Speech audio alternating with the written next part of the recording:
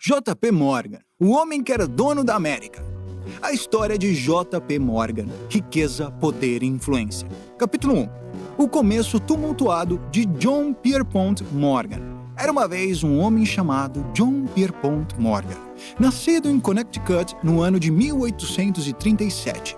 Ele veio ao mundo em uma família privilegiada, com seu pai, Junius Spencer Morgan, já sendo rico e dono de um banco. Desde cedo, seu pai desejava que ele seguisse seus passos como financista. No entanto, apesar de nascer em berço de ouro, a infância de John foi marcada por doenças. Ele era uma criança frágil e constantemente sofria com tosse, convulsões e outras enfermidades, o que o impedia de brincar ao ar livre com outras crianças. Mas o destino tinha outros planos para ele. Enquanto as crianças corriam e brincavam, John encontrava refúgio nos estudos. Certa vez, sua condição piorou, tanto que seu pai teve uma ideia genial: enviá-lo para viver sozinho na ilha dos Açores, no meio do Oceano Atlântico. Sim, você entendeu bem.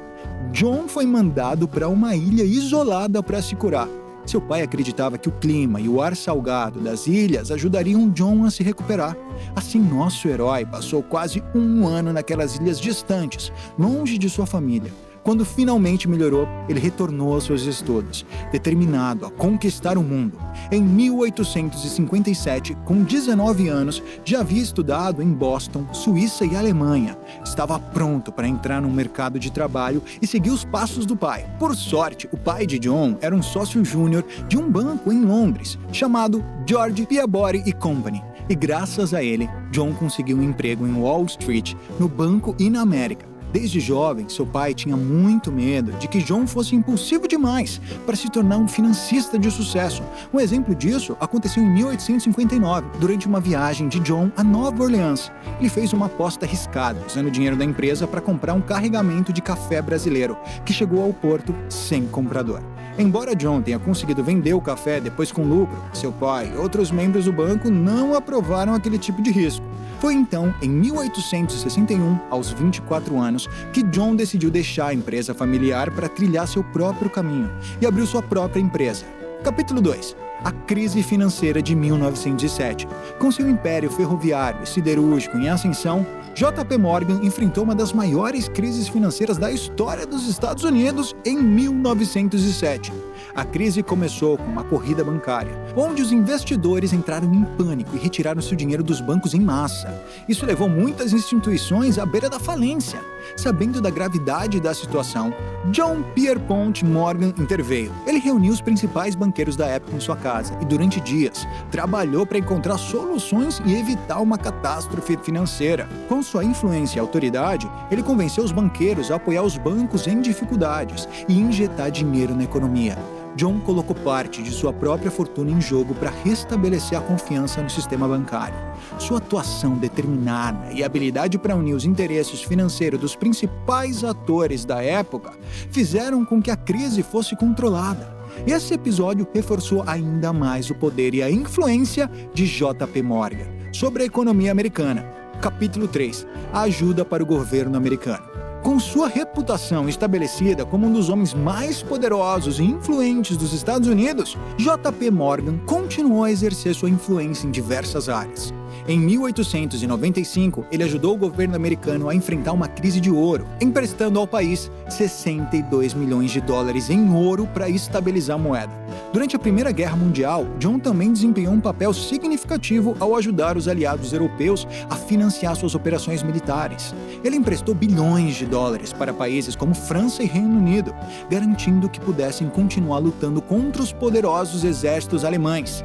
Capítulo 4. O fim de uma era. Apesar de sua incrível riqueza e influência, J.P. Morgan também enfrentou críticas e controvérsias.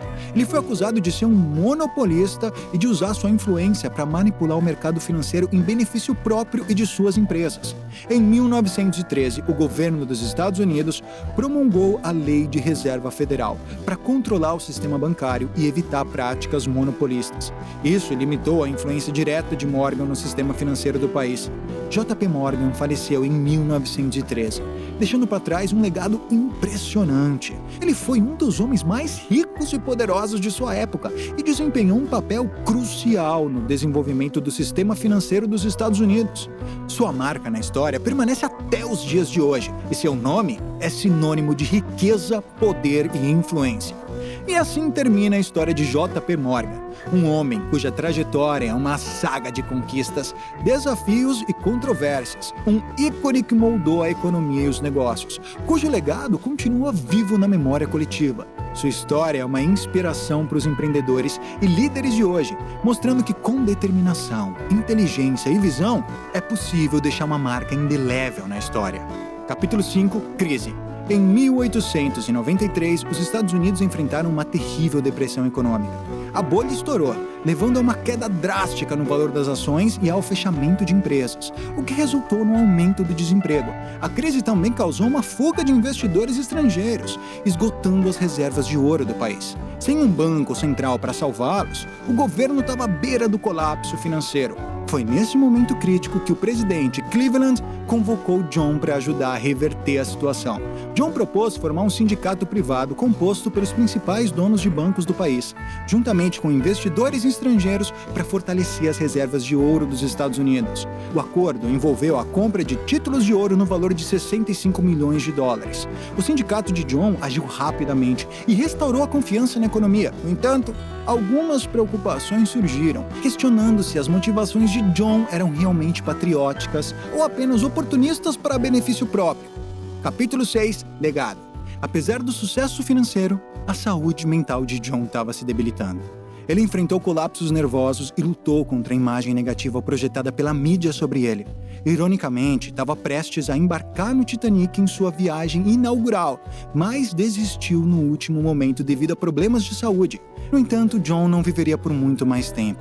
Faleceu em 31 de março de 1913, aos 75 anos, durante uma viagem a Roma.